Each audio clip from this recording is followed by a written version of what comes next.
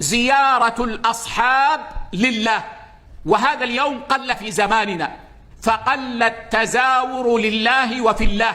عن أبي هريرة رضي الله عنه عن النبي صلى الله عليه وسلم أن رجلا زار أخا له في قرية أخرى، فأرصد الله له على مدرجته ملكا، فلما أتى عليه قال: أين تريد؟ قال: أريد أخا لي في هذه القرية.